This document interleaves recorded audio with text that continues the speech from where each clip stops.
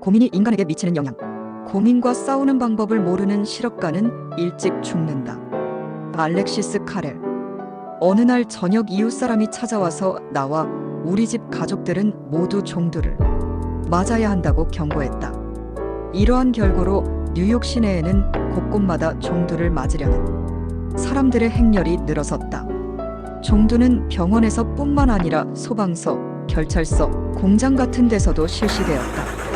2,000명이 넘는 의사와 간호사가 밤낮으로 있는 힘을 다해 일했다. 그러면 이 소동의 원인은 대체 무엇이었는가? 이 즈음 뉴욕 시내에서 8명의 천연두 환자가 생겨 2명이 사망했다. 약 800만 인구 중에서 겨우 2사람의 희생자가 생겨 이런 소동이 일어났던 것이다. 나는 37년이 넘도록 뉴욕에서 살아왔지만 지금까지 단 한 사람도 고민이라는 정신적인 질병이 37년 동안에 천연두의 수천 배, 수만 배에 이르는 손해를 주고 있는 대하여 경고를 해준 사람은 없었다. 미국에 살고 있는 사람 중에 일할은 고민이라든가 감정적인 갈등으로 말미암아 신경 쇠약증에 걸릴 것이라는 사실을 나에게 경고해준 사람은 없었다. 그러므로 나는 지금 여러분에게 이것을 경고하려는 것이다. 노벨 의학상 수상자인 알렉시스 카렐 박사는 말한다. 고민과 싸우는 방법을 모르는 실업가는 일찍 죽는다. 라고. 이 말은 단지 사업가뿐만 아니라 가정주부, 의사, 노동자들에게도 모두 마찬가지이다. 몇 년 전 나는 산타페 철도 회사의 의무국에 근무하는 F. 고버 박사와 함께 텍사스에서 뉴멕시코까지 자동차 여행을 한 일이 있었다. 그때 우리는 고민이 미치는 영향에 대해 이야기를 주고받았는데 그는 이런 말을 했다.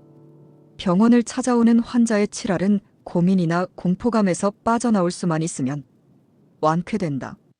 그렇다고 해서 그들의 병이 단순히 기분 탓이라는 말은 아니다. 심한 치통이라든가 무서운 중증 따위는 결코 기분 탓일 수 없다. 신경서 소화불량, 어떤 종류의 위궤양, 심장병, 불면증, 두통, 그리고 어떤 종류의 마비 등도 확실히 상상에 의해서만 일어나는 병은 아니다. 이러한 병들은 현실이다. 나 자신도 12년 동안이나 위궤양으로 고생했기 때문에 잘 알고 있다. 그러나 공포는 고민의 원인이 된다. 고민은 인간은 긴장케 하고 초조하게 하며 위신경에 영향을 주어 위액의 분비에 이상을 초래하고 때로는 위궤양으로까지 발전시킨다. 이에 대하여 조셉 F. 몬타규 박사도 그의 저서 가운데 같은 말을 하고 있다. 위궤양의 원인은 음식에 있는 것이 아니라 인간의 마음을 좀먹는 것에 그 원인이 있다. 또 W. C. 알바레스 박사는 위궤양은 때때로 가정적 긴장의 강약에 따라 일어나기도 하고 가라앉기도 한다. 이 보고는 마요 진료소에거 위 진찰을 받은 1,500명의 환자에 대해 연구한 결과이다. 그 가운데 5사람 중 4사람은 아무런 육체적인 원인을 찾아볼 수 없었다. 공포, 불안, 증오, 극단적인 이기주의 현실 사회에 적응할 수 없는 무능이 그들이 걸린 위장병의 원인이었다. 위궤양은 불치에 죽을 병이다. 잡지 라이프에 의하면 위궤양에 의한 사망자 수는 전 사망자 수 가운데 제11을 차지하고 있다고 한다. 미국 산업계에 관계하고 있는 의사들의 연차 연합회에서 마요 진료소의 헤럴드 씨. 헤바인 박사는 다음과 같은 보고를 하고 있다. 그가 평균 연령 43.4세의 중역급 176명을 진찰한 결과에 의하면 그중 3분의 1 이상이 이른바 고도의 긴장 생활에서 오는 특유한 질환, 말하자면 심장병, 위궤양, 고혈압에 걸려 있다는 것이었다. 실업계 중역들 가운데 3분의 1이 나이 45세도 되기 전에 심장병, 위궤양, 고혈압 등으로 그들의 육체를 소모하고 있단 성공이란 얼마나 값비싼 것인가를 반증해준다. 게다가 그들의 모두가 성공을 차지하고 있지도 못한 것이다. 온 세계를 모두 차지한다 해도 건강을 잃으면 무슨 소용이 있겠는가?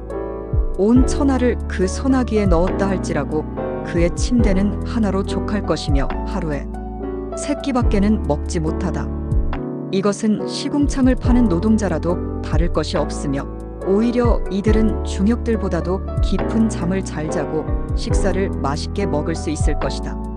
솔직히 말해서 나 같으면 철도 회사나 담배 공장을 경영하다가 45살에 건장을 잃으니보다는 벤조악기를 무릎에 놓고 엘라베마의 동가에서 소작인 노릇을 하는 편이 나을 것이다.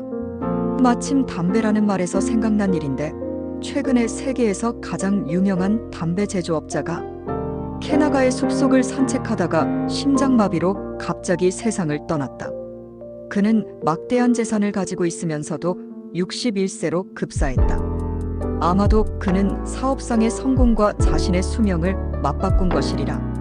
내가 보기에는 그 백만장자인 연초회사 중역의 성공은 무일푼으로 81살에 돌아가신 미주리주의 농부였던 내 아버지의 성공에 비해 훨씬 못하다고 생각된다. 유명한 마요 형제는 국내에 있는 병원 침대의 과반수는 신경병 환자가 차지하고 있다고 발표했다. 그러나 그러한 사람들의 신경은 시체를 해부하여 정밀한 현미경으로 조사해본 결과 대부분의 경우 잭 댐프시의 신경과 같은 정도로 건강했다. 그들의 신경의 고장은 신경의 물리적 퇴화에 의한 것이 아니라 무익, 실패, 온해, 공포, 패배, 절망 등의 감정에서 일어난 것이었다. 플라톤의 말에 의사가 범하는 최대의 잘못은 우선 마음을 치료하려 하지 않고 육체를 고치려는 데 있다. 사람의 마음과 육체는 하나이므로 그것을 따로 취급할 것이 아니다. 라고 했다. 어쨌든 의과학이 이 위대한 진리를 의식하기까지는 2300년이나 걸렸다. 최근에는 정신신체의학이라고 불리는 새로운 의과학이 발달되고 있다. 이것은 정신과 육체를 하나로 보는 의과학이다. 이제는 그렇게 되어도 좋을 법하다. 종래의 의학은 물질적인 병균에 기인된 질병 천연두, 호열자, 황달병, 그 밖에 무수한 사람을 불행한 죽음으로 몰아간 질병을 박멸할 수 있었으나 병균 때문이 아닌 온해, 공포, 증오, 절망 같은 감정에 의해 일어나는 정신적, 육체적 환자를 구할 수는 없었다. 더구나 이러한 감정 질환에 의한 사망률은 놀라운 속도로 늘어가고 있는 것이다. 의사의 말로는 현재의 미국인 20명 중 한 사람 꼴은 일생에 한 번은 정신 병원을 찾아간 것으로 되어 있다고 한다. 또 제2차 대전 중에 소집된 젊은이 가운데 6명 중 한 사람은 정신병이나 정신박약자로 판명되었던 것이다. 그러면 정신 이상의 원인은 무엇인가? 이에 대한 뚜렷한 해답은 아무도 모른다. 그러나 대부분의 경우 공포와 고뇌가 그 주된 요소로 지적되고 있는 것 같다. 지금 내 책상에는 에드워드 포돌스키 박사의 고민을 중단하고 개선하 라는 제목이 붙은 책이 있는데 그 속에는 다음과 같은 제목들이 있다. 고민이 심장에 미치는 영향. 고혈압은 고민에 의해서 일어난다. 류머티스는 고민에 의해 생길 수 있다. 위장을 위해서도 고민을 적게 하라. 고민은 어찌하여 감가의 원인이 되는가? 고민과 갑상선. 고민하고 있는 당뇨병 환자. 마요 형제로 유명한 칼 메닝거 박사의 자기를 배반하는 인간이라는 저서에는 고민으로부터 벗어나는 방법에 대한 기술은 없으나 불안, 실외, 증오, 원한, 반항, 공포 등에 의해서 어떻게 인간의 육체가 파괴되는가 하는 것이 자세히 씌어 있다. 한번 읽어보기를 권한다. 온해는 아무리 건강한 사람일지라도 병들게 한다. 그랜트 장군은 남북전쟁 끝 무렵에 가서야 이 사실을 알았다. 그 이야기는 이러하다. 그랜트 장군은 9개월에 걸쳐 리치먼드를 포위 공격하고 있었다. 리 장군의 군대는 굶주림에 지쳐 패배하여 전군이 도망치기 시작했다. 남은 병사들은 텐트 안에서 기도회를 열고 울부짖으며 광난 상태에 빠져 있었다. 최후가 눈앞에 다가왔다. 리 장군의 부하들은 리치먼드의 목화 창고와 담배 창고에 불을 지르고 병기고를 태워버리고는 밤하늘에 치솟는 불길을 뒤로 하고 시내에서 도망했다. 그랜트 장군의 군대는 좌우 양쪽과 뒤에서 맹렬히 남군을 추격했다. 한편 세리단 장군이 이끄는 기병대는 적이 도망가는 길을 끊고 철도를 파괴하여 군수물자를 실은 열차를 포획했다. 그런데 그랜트 장군은 심한 두통에 시달려 하는 수없이 대열에서 처져 어떤 농가에서 휴식을 취했다. 그의 회고록에는 아래와 같이 씌어 있다. 나는 밤새도록 겨자탕에 두 발을 담그고 손목과 목 뒤에는 겨자고약을 붙이고는 아침까지는 부디 좋아지기를 마음속으로 빌었다. 이튿날 아침 그는 말끔히 완쾌되었다. 그러나 겨자고약의 효력은 아니었다. 그것은 리 장군의 항복문서를 지닌 군사가 도착한 때문이었다.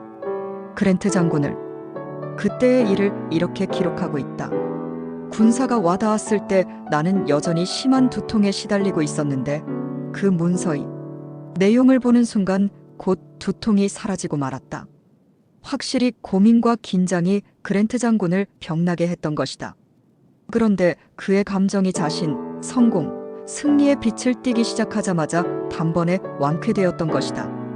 그로부터 70년 뒤에는 프랭클린 루즈벨트 내각의 재무장관 헨리 모겐소는 고민은 사람의 기분을 해치고 현기증의 원인이 되는 것을 알았다. 그의 일기에는 대통령이 밀값을 인상하기 위해 하루에 440만 부셀의 밀을 사들일 때 그는 몹시 난처했었다고 적혀 있다. 나는 그런 일이 행해지고 있을 때 머리가 몹시 어지러웠다. 그래서 집으로 돌아와 점심 식사를 하고 2시간이나 자리에 누워 있었다. 고민이 사람에게 미치는 영향을 알고 싶다면 나는 달리 도서관이나 의사를 찾아갈 필요는 없다고 생각한다. 왜냐하면 이 책을 쓰고 있는 내 집의 유리창을 통해서도 그것을 볼 수 있기 때문이다. 지금 내가 살고 있는 가구 내에는 고민으로 말미암아 심한 신경 쇠약증에 걸린 사람도 있고 당뇨병을 앓은 이의 집도 있다. 당뇨병을 앓고 있는 이는 주식이 폭락했기 때문에 혈액 중의 당분과 오줌의 양이 상승한 탓이다. 프랑스의 위대한 철학자 몽테뉴가 그의 고향 보르도의 시장으로 뽑혔을 때 그는 시민들에게 이렇게 말했다. 나는 여러분의 문제에 기꺼이 손을 빌려드릴 생각입니다면 그것을 나이, 간이나 폐에까지 미치게 할 생각은 없습니다. 내 이웃사람은 주식시장 문제를 가지고 어찌나 자시의 속을 썩였던지 자칫 죽음에까지 이를 뻔했다. 고민이 인간에게 어떠한 작용을 미치는가 그것을 생각해보고 싶다면 구태여 이웃집을 들출 필요는 없다. 지금 내가 글을 쓰고 있는 이 방을 보면 된다. 이 집의 전주인은 너무 고민하던 나머지 아직 죽을 나이가 아닌데도 서둘러 무덤으로 가버렸다.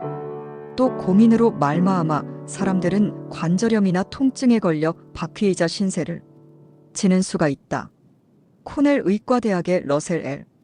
세실 박사는 통풍에 대해 세계적 권위자인데 그는 가장 많은 통풍의 원인으로 다음 4가지를 들고 있다. 1. 결혼의 실패. 2. 경제적 재난과 그에 따른 비탄. 3. 고독과 고뇌. 4. 오랫동안 계속 쌓여온 원한. 물론 이상 4가지의 감정적 조건만이 통풍의 원인이 되는 것은 아니다. 통풍에도 여러 가지 원인에서 오는 갖가지 종류가 있다. 그러나 다시 한번 하지만 통풍을 일으키는 가장 보편적인 조건은 세실 박사가 열거한 4가지에 그친다. 예를 들면 내 친구 중에 한 사람이 불경기로 심한 타격을 받았다. 가스 회사는 가스를 끊었고 은행은 집을 차압했다. 그러자 그의 아내가 갑자기 심한 통풍에 걸렸다. 온갖 약을 다 써보았으나 아무런 효과가 없었다. 그런데 이 병은 남편의 경제 상태가 회복될 때까지 계속되었던 것이다. 또 고민은 충치의 원인이 되기도 한다.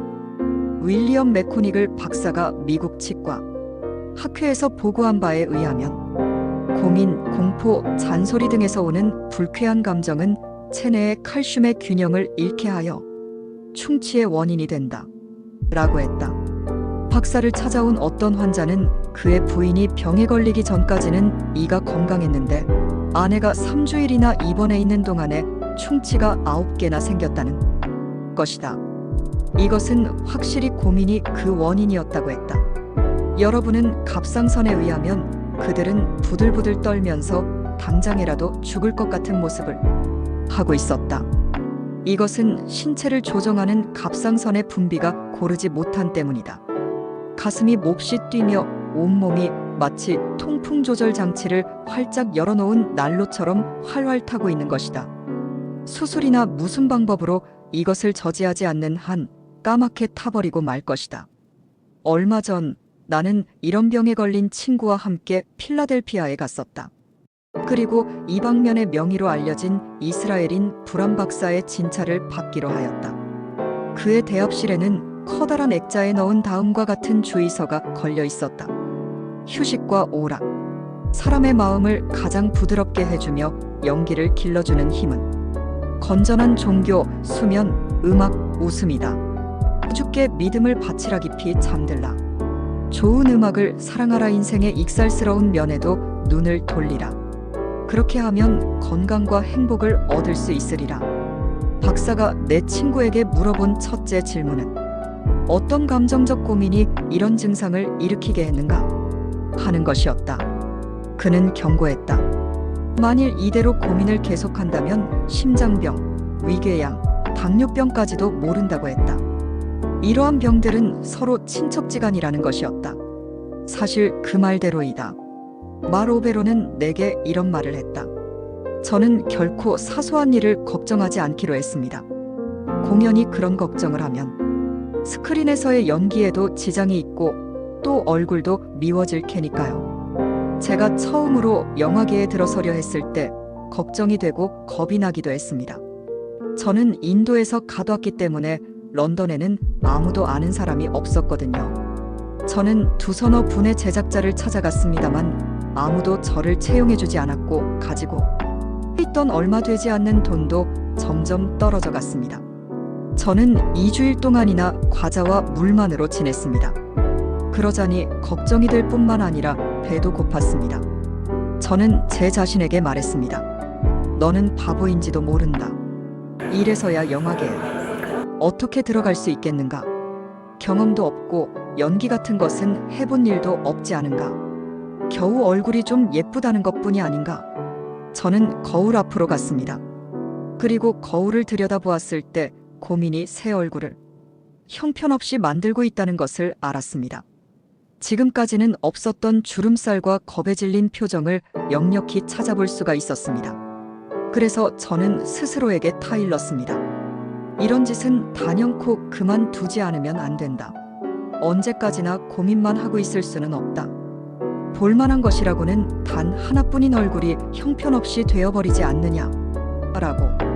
고민처럼 여자를 빨리 늙게 하고 추하게 하며 우울하게 하는 것은 없다. 고민은 표정을 굳어버리게 하며 턱의 곡선을 딱딱하게 만들고 얼굴에 주름살을 만든다.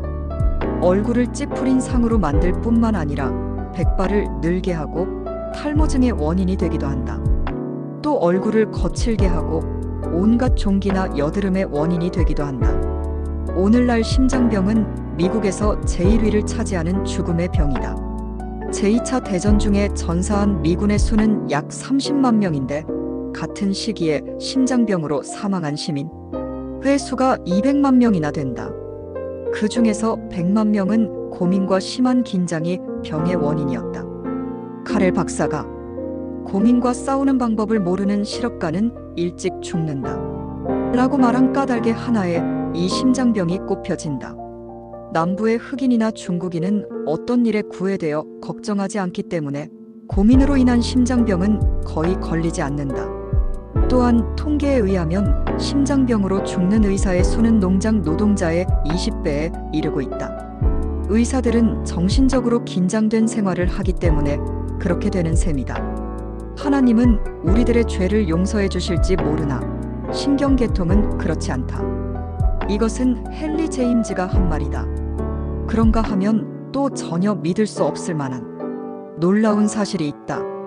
즉 해마다 전염병으로 죽는 미국인이 수요가 가장 많은데 그보다도 대개의 경우 고민 때문이다. 잔인한 중국의 장군이 포로를 고문하는 방법은 다음과 같았다. 우선 포로의 손발을 묶고 밤낮으로 끊임없이 물방울이 똑똑 떨어지는 물주머니 밑에 앉혀준다. 똑똑똑 밤낮을 가리지 않고 똑똑 한 번도 그칠 사이 없이 머리 위에 떨어지는 물방울은 마침내 해머로 때리는 소리처럼 들리게 되어 포로의 정신을 미치게 한다. 이러한 고문법은 스페인의 종교 재판, 히틀러 치하의 독일 강제 수용소에서도 쓰여졌다. 고민은 끊임없이 떨어지는 물방울과 같은 것이다. 한 번도 쉬지 않고 똑똑 떨어지는 그것은 사람을 미치게 하고 자살로 몰아넣기도 한다. 내가 미주리주의 시골에서 살던 어린 시절, 빌리 선디의 지옥의 업화에 대한 이야기를 듣고 몹시 무서워한 일이 있다. 그러나 내게 그 이야기를 해준 사람은 이승에서의 고민 때문에 많은 사람들이 맛보게 되는 육체적 고통의 업화에 대해서는 한마디도 해주지 않았다. 이를테면 만일 당신이 조그마한 일로도 대단히 걱정을 하는 성질이라면 협심증이라는 고통에 사로잡혀 쓰러져 버릴지도 모른다. 그렇게 되면 당신은 괴로움으로 신음할 것이다. 당신의 울부짖음에 비한다면 단테의 지옥편에 나오는 아비규환도 장난감 나라 아기들의 우르소리 정도로 밖에 생각되지 않을 것이다. 그리고 당신은 오주님이시여, 이 병만 낫는다면 무슨 일이 있어도 결코 고민하거나 하지 않겠습니다. 하고 자신에게 말할 것임에 틀림없다네 말이 지나친 과장이라고 여긴다면 당신의 가족이나 의사에게 물어보라. 당신은 진실로 인생을 사랑하는가? 그리고 오래도록 장수하여 건강을 즐기기를 바라는가? 거기에는 좋은 방법이 있다. 나는 다시 카렐 박사의 말을 인용하기도 한다. 현대 도시의 혼란 속에서도 편안한 정신 생활을 유지할 수 있는 사람은 신적인 질환에 걸리지 않는다. 당신은 과연 어떠한가? 당신이 정상적인 사람이라면 그 대답은 예스일 것이다.